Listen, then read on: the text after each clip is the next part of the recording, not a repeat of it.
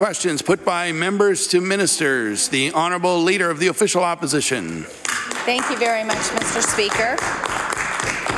Veterans in Nova Scotia have worked extremely hard to put forward a convincing argument for a walk-in clinic. After sacrificing and servicing our country, our veterans deserve health care that meets their needs. The Premier has said that he has admired the idea, and we thank him for that.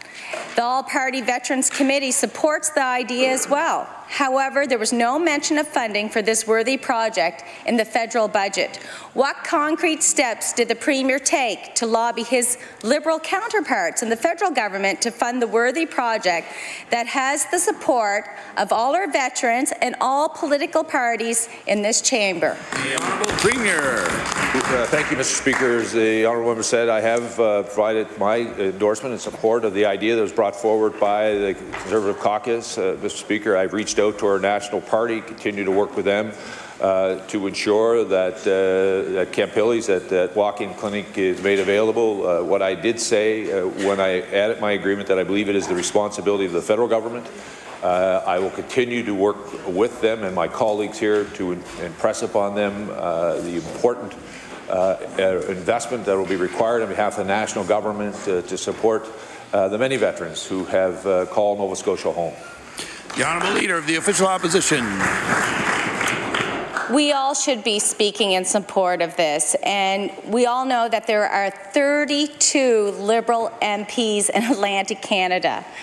Our veterans have never hesitated, Mr. Speaker, to stand up for us, and it is disappointing that so few are willing to stand up for them now. So I would like the Premier to show real leadership on a walk-in clinic for veterans and request a personal meeting with the Prime Minister and the Minister of Veterans Affairs to make this project a reality, the project that we all agree has to happen. The Honourable Premier. Mr. Speaker, I want to thank again the Honourable Member for the question. I do want to thank those 32 MPs who continue to support our government as we continue to move forward to try to grow the economy of the province. We continue to work with our national governments to ensure that the programs that are made available, that they reflect the realities of Atlantic Canadians and Nova Scotians. It's one of the reasons we've been able to partner with them to continue to grow the economy, to create good job opportunities. As I said to the Honourable Member in my first answer, we'll continue to work with our partners to ensure the services that veterans require in this province are here in Nova Scotia. The Honourable Leader of the Official Opposition on her final supplementary. Mr. Speaker, there's been no real action taken, but I would love to go with the Premier. Maybe we can lobby the Prime Minister.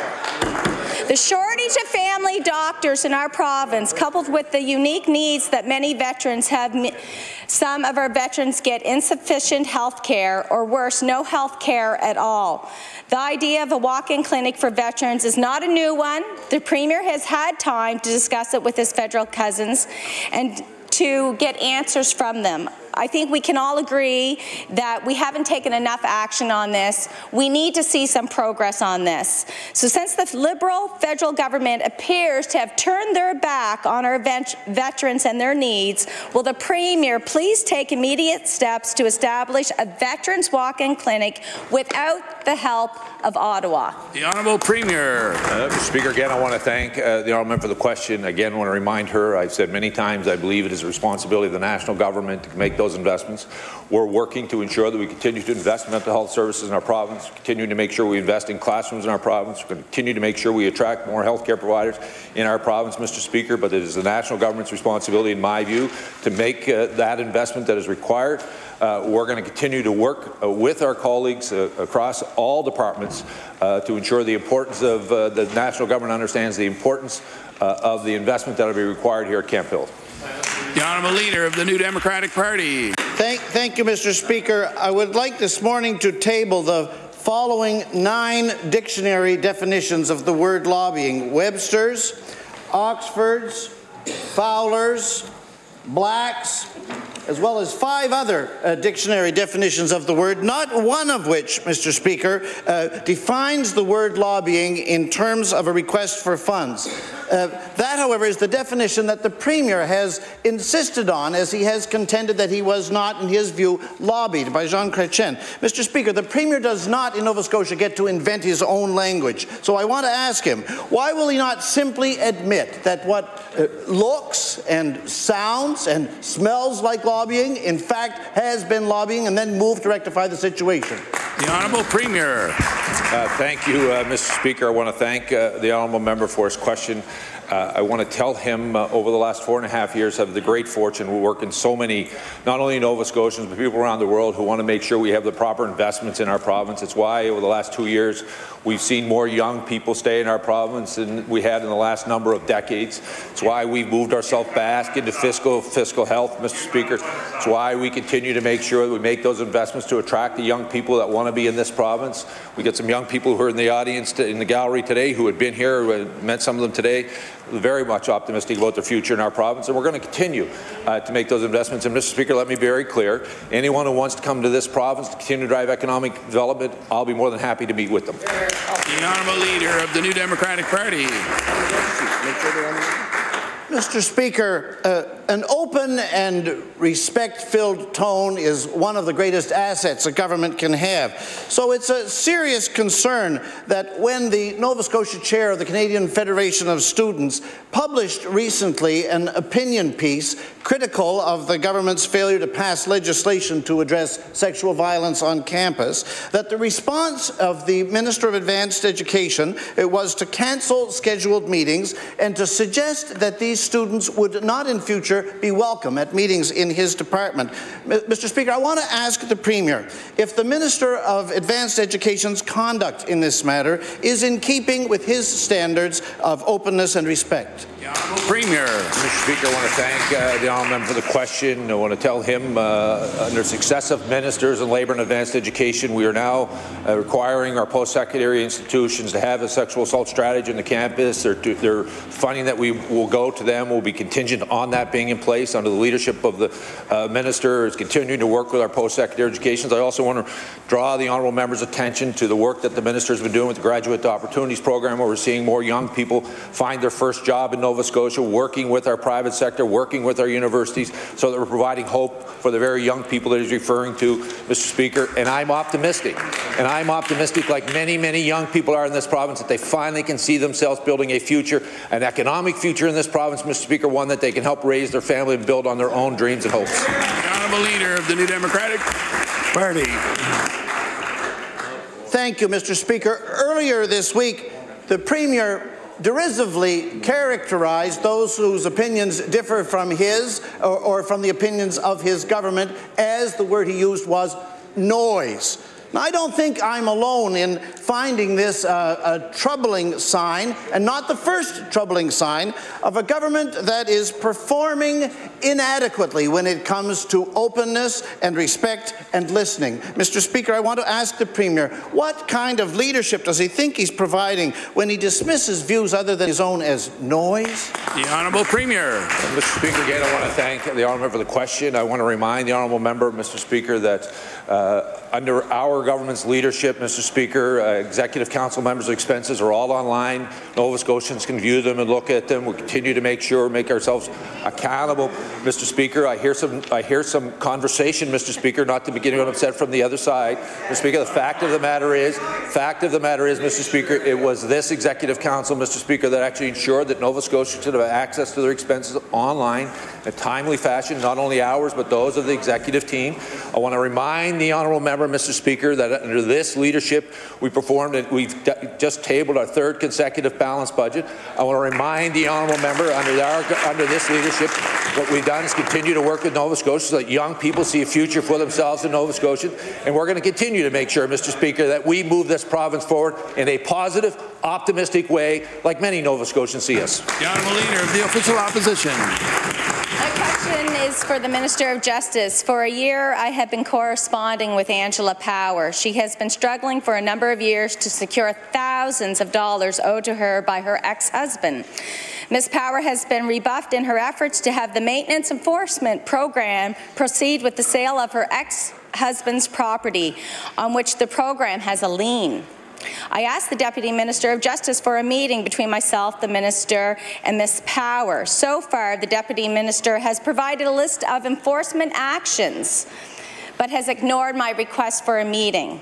Today actually marks exactly 2 months since my second request for a meeting, which is being ignored. So why has the department ignored these meeting requests, and why has it taken over 60 days to respond to a second request? The Honourable Minister of Justice. Thank you, Mr. Speaker. I'm not familiar with the correspondence that my colleague has referenced, but if she's prepared to share that with me, I'm more than willing to engage my deputy and facilitate these discussions. The Honourable Leader of the Official Opposition.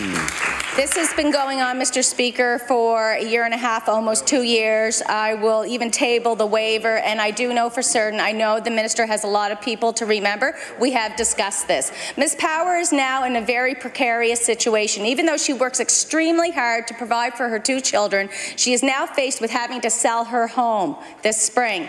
Mr. Speaker, this is a direct result of the circumstances surrounding the maintenance enforcement program's inability to enforce the maintenance order. Ms. Power needs more than a vague promise to continue work with her to enforce the maintenance order. So she has waited long enough, Mr. Speaker, for some resolution that will help her provide for her children and keep them home. Will the Minister please demonstrate compassion and commitment today to organizing a meeting for next week between myself, Ms. Power, himself, and the Deputy Minister, so she does not have to lose her home? The Honourable Minister of Justice.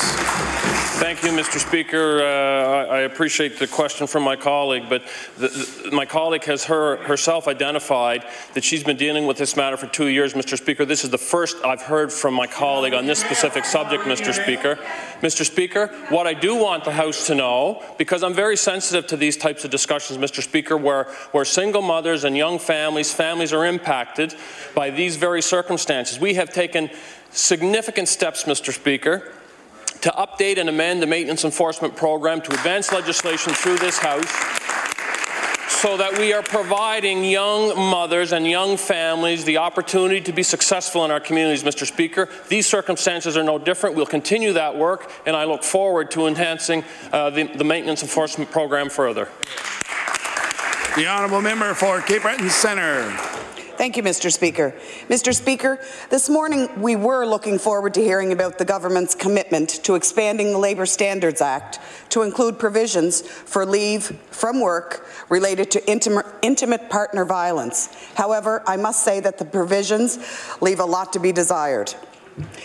I'd like to ask the Minister of Labour and Advanced Education, Mr. Speaker, if the Minister can explain why the province will deny a few days of paid leave to survivors of intimate partner violence. The Honourable Minister of Labour and Advanced Education.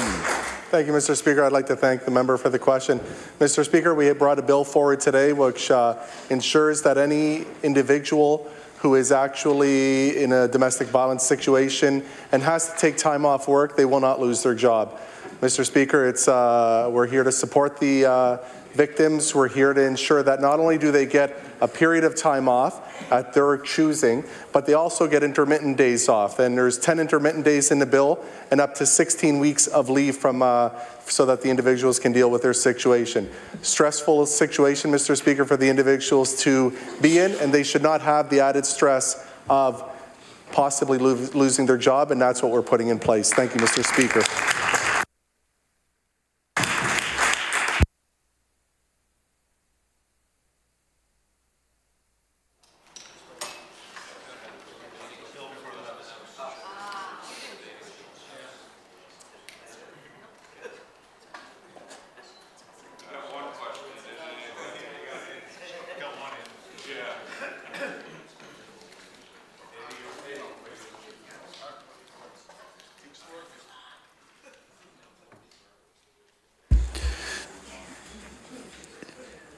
Just before we move on to the supplementary question, we're going to let that first question stand, but questions should not anticipate an item that's on the order paper. So in this case, the bill is in fact on the order paper, and the time to debate that is during debate on the bill. So if you have a supplementary question, pardon me? The honourable member for Cape Breton Centre. Thank you, Mr. Speaker. Sadly, what I asked the minister was if they would provide paid leave, and although they may be off, they just won't be able to afford to eat. Mr. Speaker, according to the World Health Organization, a lack of alternative means of financial support is a key barrier for those seeking to leave situations of intimate partner violence. Job protection should be the minimum condition. As legislators, we have the power to guarantee survivors more security than that. I am frankly stunned that this government has not taken the opportunity. As I said, you may be able to go off, but you just won't be able to eat. Will the minister agree to guarantee paid leave for survivors of intimate partner violence? The Honourable Minister of Labour and Advanced Education. Mr. Speaker, I do agree with the member, and that's why we brought this bill in. This bill should have been brought in a long time ago. The safety net should be there for survivors. Mr. Speaker, as I said to media just shortly ago, I'm more than willing to look at paid leave. We consulted on unpaid leave. I did not want to hold this bill up because I did not want even one individual who might lose their job because of being in a domestic violence situation. And Mr. Speaker, I will add that, although we're going to have a lot more opportunity to talk about the bill, we actually expanded what the definition is. And it's not only domestic violence, sexual violence. It's not only as the NDP bill that came in that only had a partner relationship. This bill is much broader than what they brought in, and it'll help a lot more people than their bill would have. Member for Northside Westmount. Thank you, Mr. Speaker. Mr. Speaker, my question is to the Minister of Labour and Advanced Education. According to the Nova Scotia Health Authority, nurses are an integral part of our healthcare team.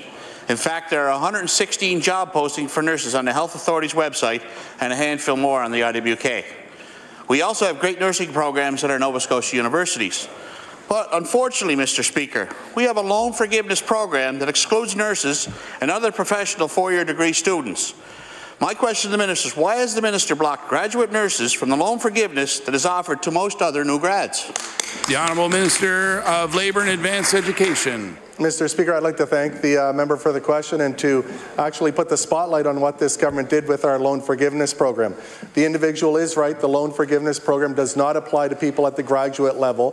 What the loan forgiveness does do is our undergraduate students, many of whom will be in university who are here in the audience today, I'd like them to know that as they approach university, they should apply for Nova Scotia student loans. Upon graduation, their full Nova Scotia student loan will be fully forgiven. It's a great incentive, Mr. Speaker.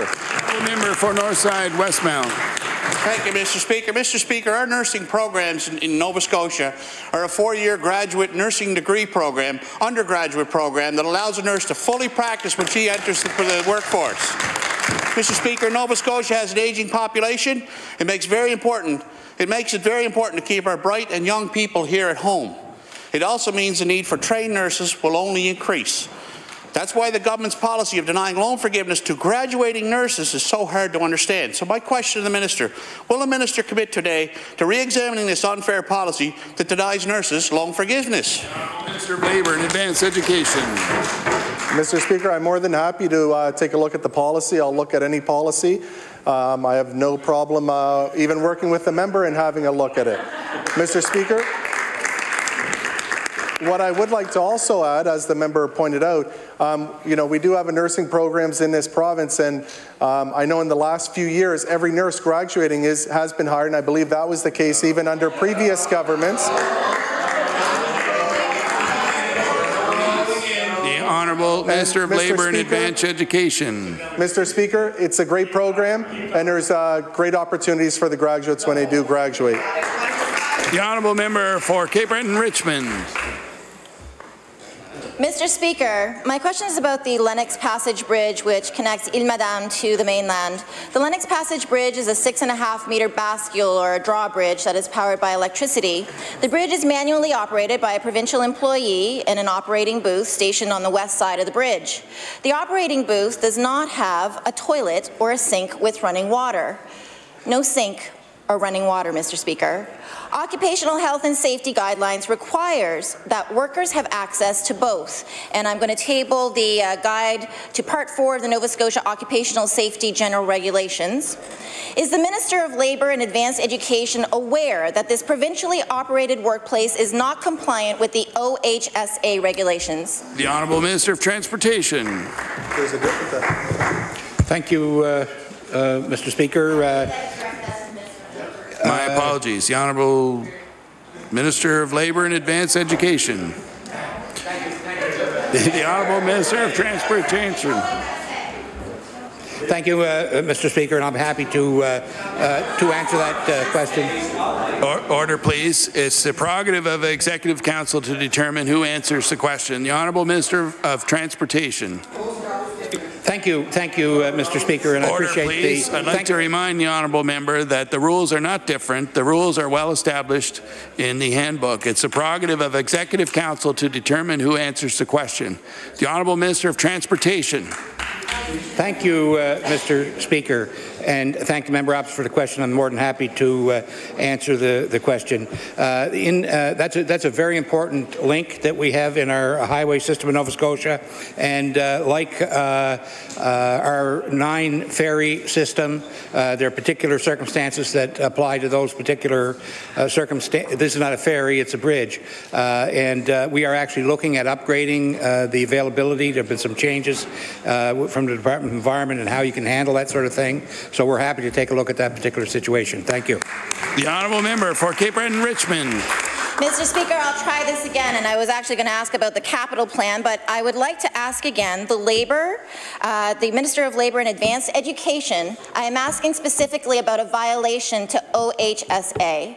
I am asking the Minister of Advanced Labour and Education, not the Minister of Transportation, to please respond whether he is aware that there is a violation for a provincial employee on a provincial site regarding no toilet facility and no running water. Thank you, Mr. Speaker. The Honourable Minister of Labour. Mr. Speaker, I'm not aware of the situation the member speaks of. Thank you. The Honourable Member for Pictou East. Thank you, Mr. Speaker. I was happy to see an announcement yesterday from the Department of Transportation that they're taking steps to move forward with the twinning of the dangerous stretch of the 104 from Sutherland's River to Antigonish.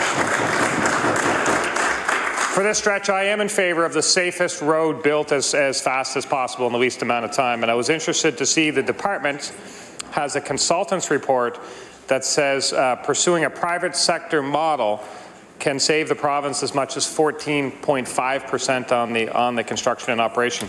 Could the minister detail which areas saw the greatest cost savings that would allow a private sector company to build a road for 14.5% less? The Honourable Minister of Transportation. Thank you very much, Mr. Speaker, and I'm very happy to stand on my feet and talk about the outstanding undertaking that this government has taken to save the lives of Nova Scotians by twinning 80 kilometres of highway over the next 7 years, Mr. Speaker.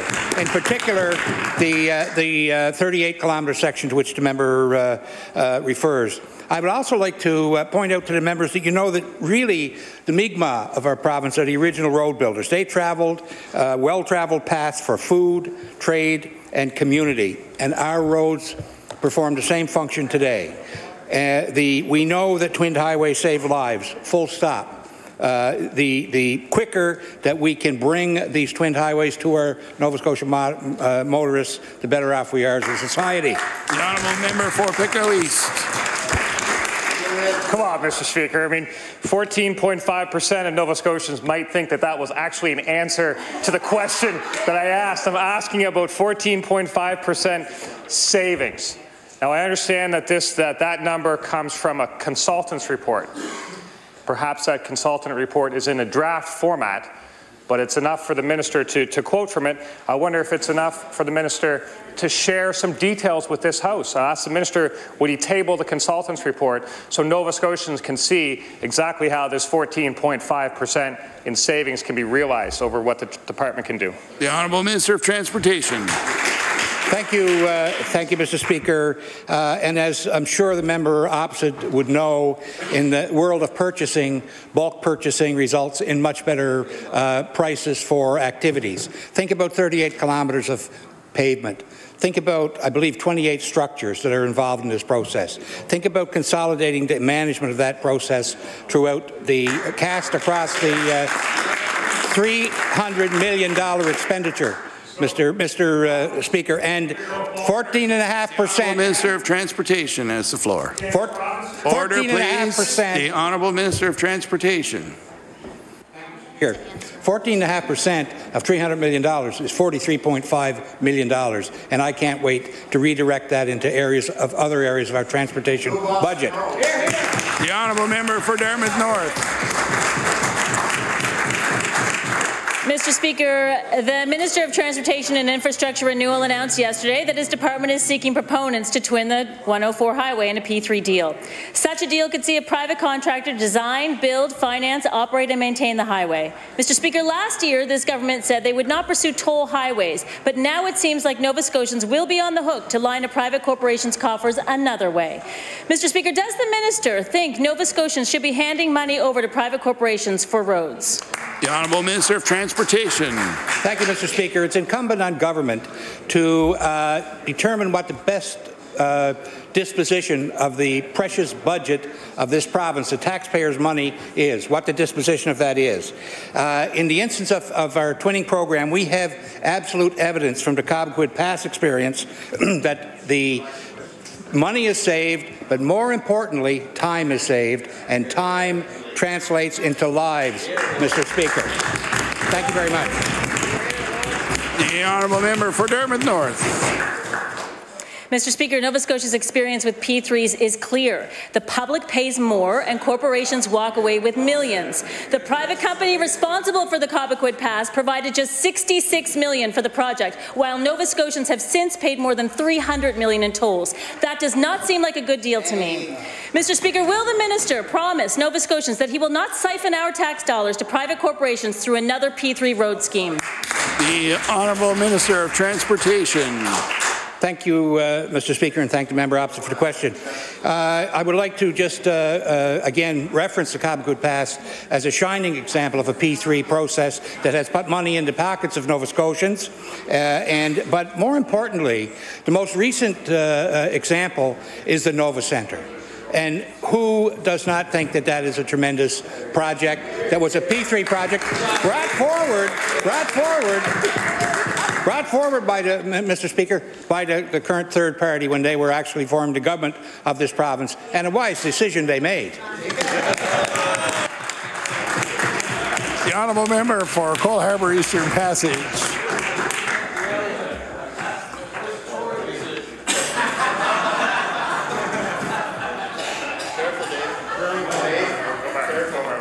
Thank you, Mr. Speaker. I've risen in the legislature several times to ask the Minister of Education to advise my constituents about any planned closures or merging of Cole Harbour High, Auburn High and their feeder schools. We've all been waiting over 9 months. The minister delayed the decision, initially because of the introduction of pre-primary, then we were told to wait until the Glaze report was done, then it was the release of the inclusion report this week. My question to the minister is, will the minister now tell the House what the fate of these schools is? Thank you. The Honourable Minister of Education. Thank you very much, Mr. Speaker. The member is accurate. There are there's critical data that we need before that decision is made, pre-primary spacing being one, but also I'll remind the member that the Auditor General, along with Dr. Glaze, has told government that we need to enhance our process for for school reviews, and that work is underway. We have dedicated $11 million in this year's budget, and we will have a capital announcement in June this summer, Mr. Speaker. And I want to assure that member and her constituents that the good work they did on the Schools Option Committee will help inform the decision in relation to that family of schools. Thank you. The Honourable Member for Cole Harbour Eastern Passage. Thank you, Mr. Speaker. My constituents don't have a single-family doctor. Surprise. We're the only constituency without a library, and we only have two... Order, please. I'd like to remind the honourable member, I think as I've mentioned before, that supplementary questions are intended to be on the same topic. Okay, please proceed. The honourable member for Cole Harbour Eastern Passage. Our new high school is not going to have any IB or skills trades, and we don't have a public wharf at Fisherman's Cove, so we are hoping for a piece of good news from our education minister. The minister has indicated that there may be some news sometime in June. I don't know what that news means, but will the minister commit to holding public meetings with the community before any final decision is made on our schools? The Honourable Minister of Education. Thank you very much, Mr. Speaker. In terms of the decision that will be announced in June, that will be on the capital plan. That will answer the member's question and the questions that her constituency has. We have a great skilled trade centre in Cole Harbour. I think we have seen great success there, and we've actually invested dollars in this budget to expand skilled trade centres across this province, and that is very much in line with the also the recommendations from the Inclusive Education Commission.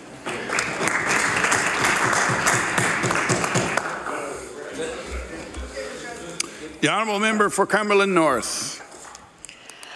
Mr. Speaker, last month the Cumberland Regional Library Board of Directors had to make the very difficult decision to let some staff go and decrease the hours of operation. I made a couple of phone calls and was able to speak with the Minister of Community Cultures and Heritage. Thankfully, the government announced a grant for the library that will allow them to continue their hours and maintain their staff.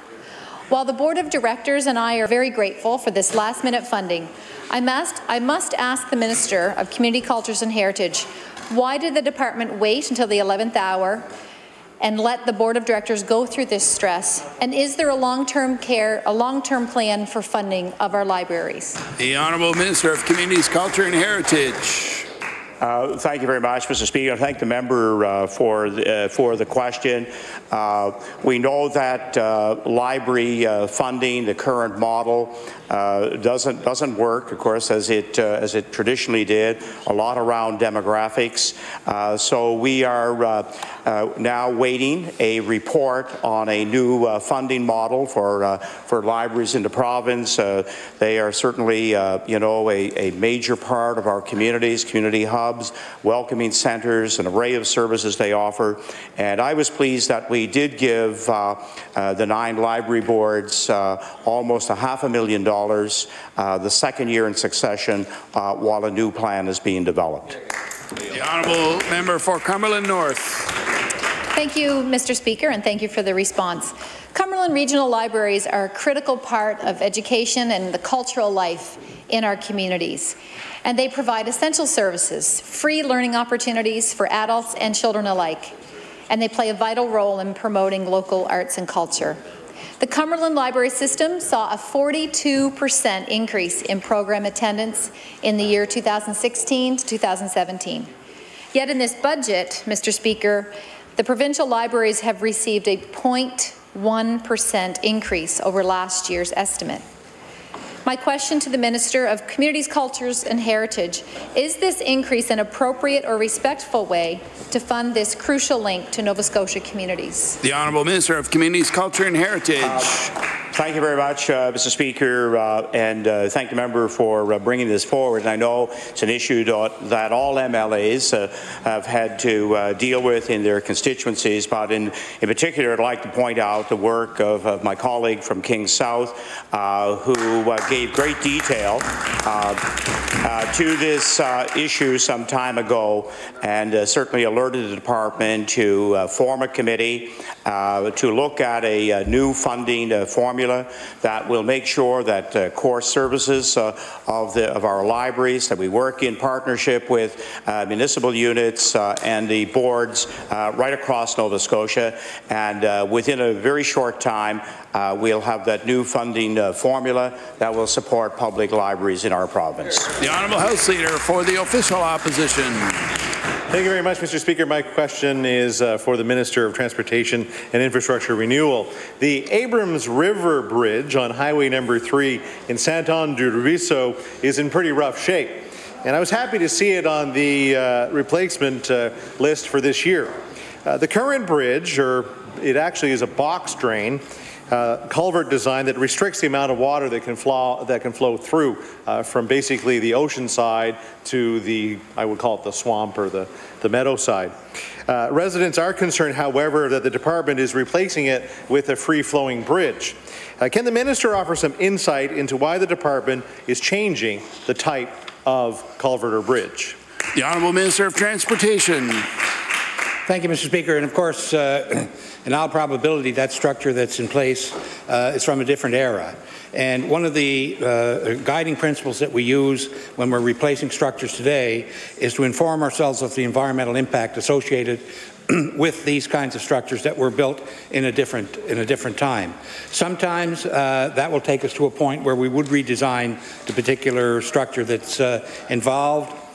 Sometimes, again, informed by the environmental assessment that's performed, and sometimes that can result in the type of change. But I can tell you that before those changes are made, we're taking a very closer look at what the post-installation implications are.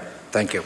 The Honourable House Leader for the Official Opposition. Thank you very much, Mr. Speaker. On the meadow side, I mean, there's ducks and wildlife that have maybe over time moved into that area because of the causeway and the box drain, what was being created basically artificially when that box drain was put in back in the 30s or the 20s or whenever it was put in. It was put in a very long time ago.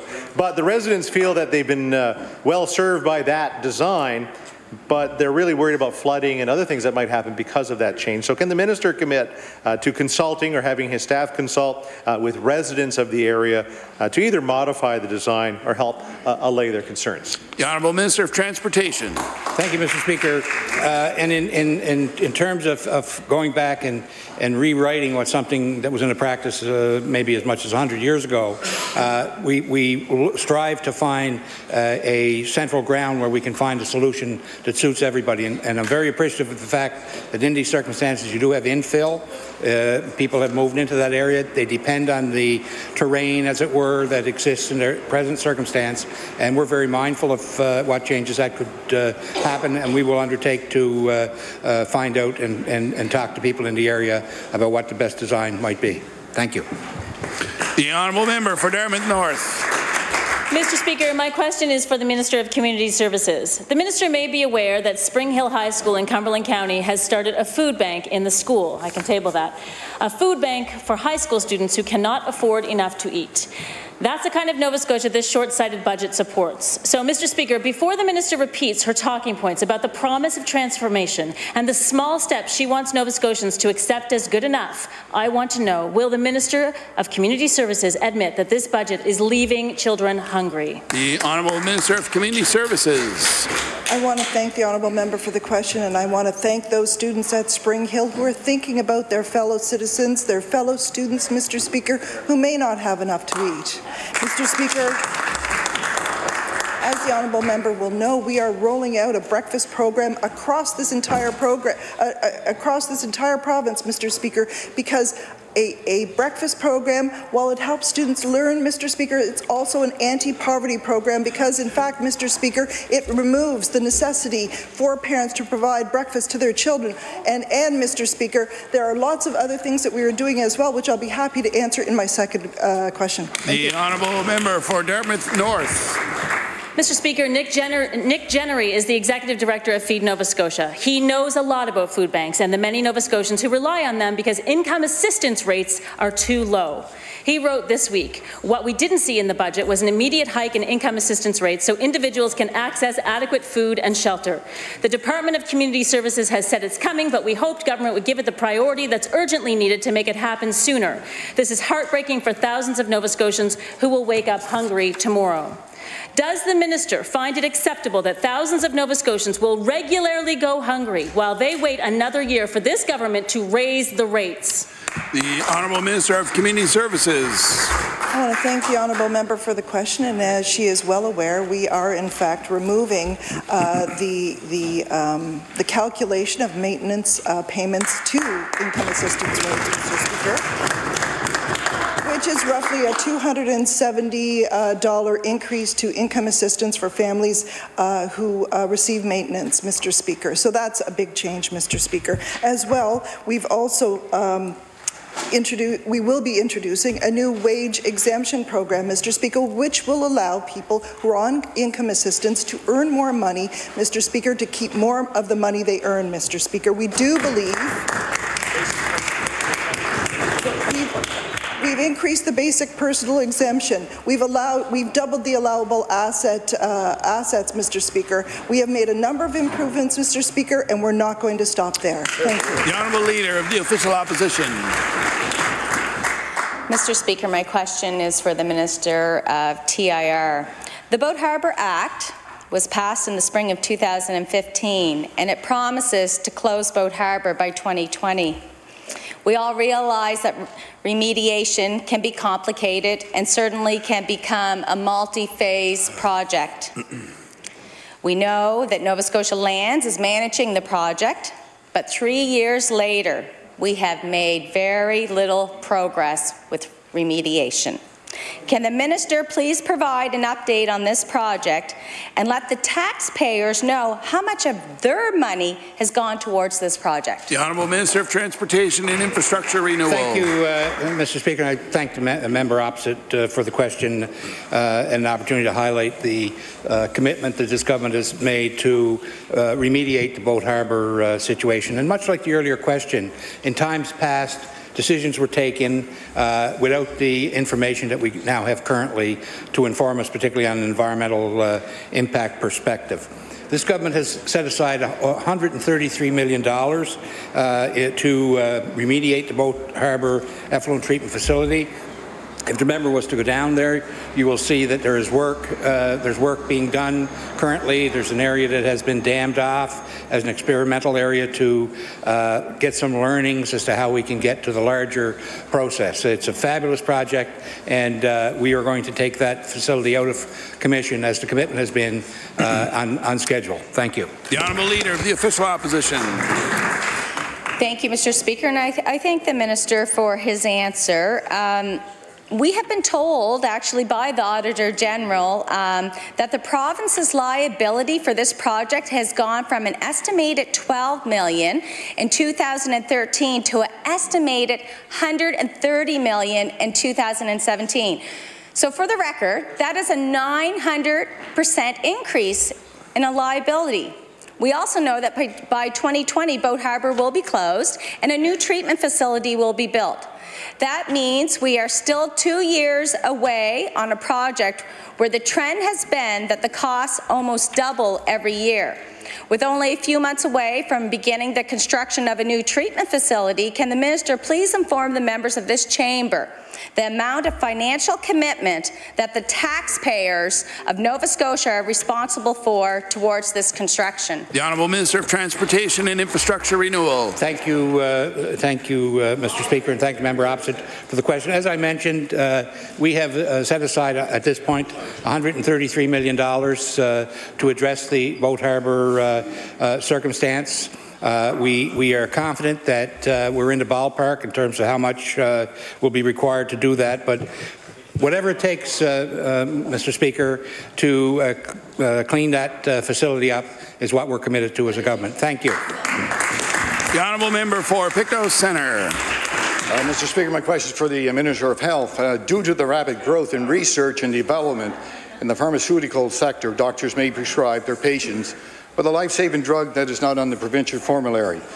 I raise this issue because a doctor as well as a specialist prescribed one of my constituents a drug to treat their MS. After he turned 65, a special exception was applied for and signed by both the family physician and specialist, but the drug analyst denied his application.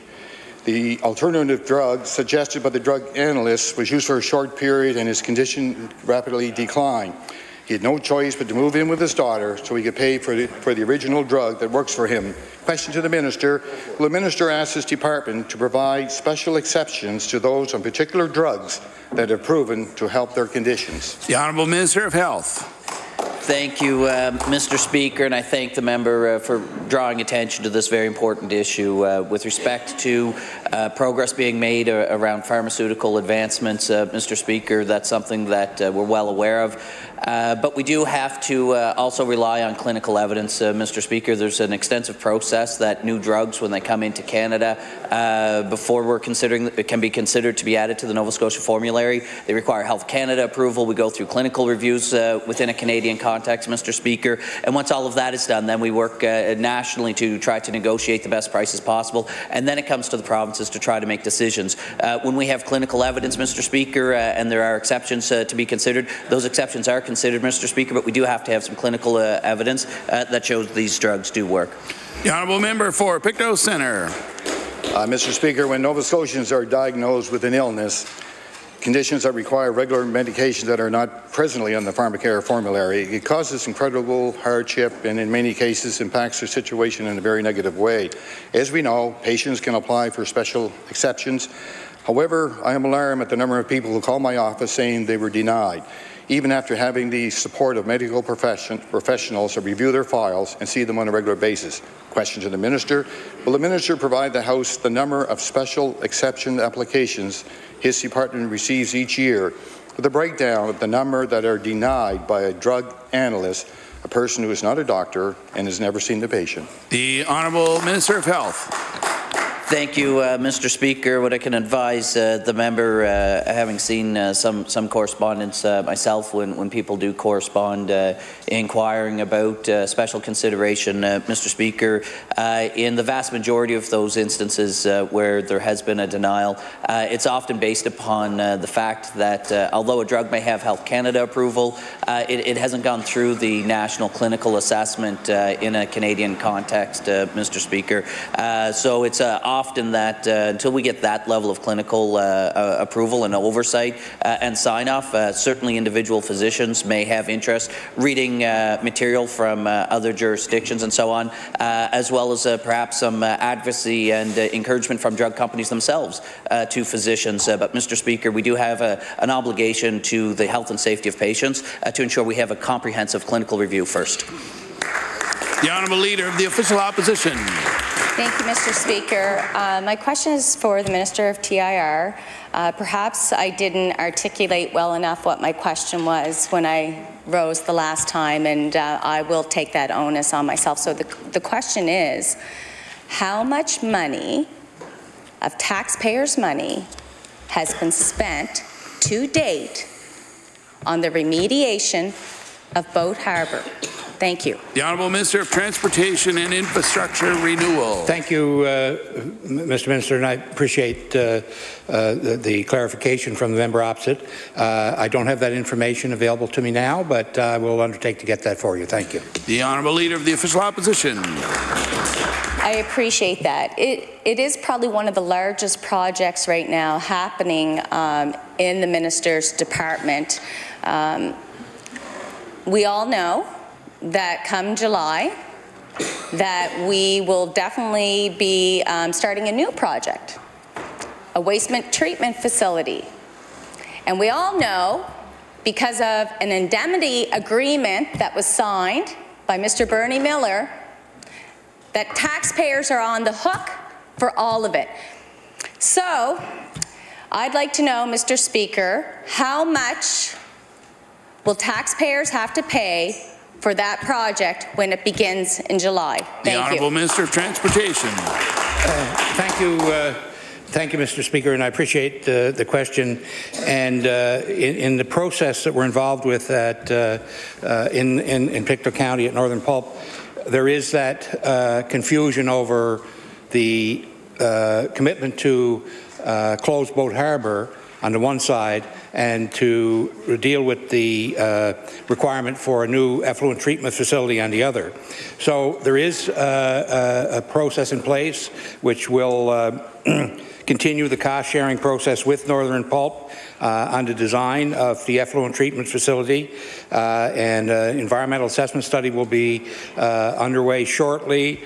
There is liaison committees in place, and we're very optimistic that we'll be able to reach a successful conclusion, Mr. Speaker, that will be satisfactory to everybody. Thank you. The honourable member for Truro, Bible Hill, Millbrook, Salmon River. Thank you, Mr. Speaker. My question is for the minister responsible for the status of women. Women's Centres Connect represents the 9 multi-service organizations in Nova Scotia that provide services and programs to women and adolescent girls. Before the budget came out, they wrote to the minister to say that cuts to services that this government has made in past budgets has meant that more women and girls are coming to their centres desperate for help, Mr. Speaker. Women's centres are overwhelmed. They need increased support to match the increased demand from women since, thanks to the changing times, with movements like Me Too, No More, Time's Up, women are becoming more aware of their rights and they need more help. Sadly, this budget does not provide that support. So, Mr. Speaker, can the minister please admit that women's centres are struggling to meet the overwhelming community need? The honourable minister responsible for the status of women. I want to thank the honourable member for her question. I know her passion around this issue. I would like to let her know that in this budget, the Nova Scotia government will spend $1.13 million on direct funding for sexual violence prevention and supports. What we heard when we went out and consulted Mr. Speaker was that there were many groups, individuals who were not being served by the current model. We heard from young people that there needed to be more work done around sexual violence prevention. We heard from marginalized Order, communities. please. Time allotted for oral questions put by members to ministers has expired.